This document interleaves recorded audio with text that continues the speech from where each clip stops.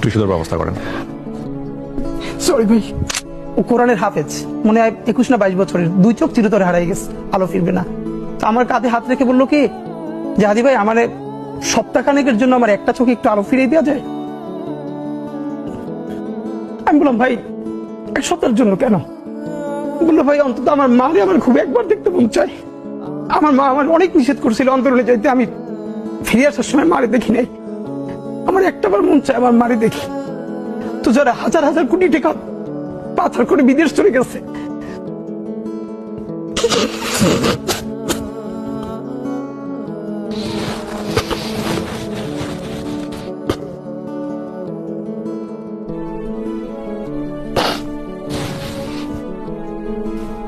একটু সুন্দর ব্যবস্থা করেন।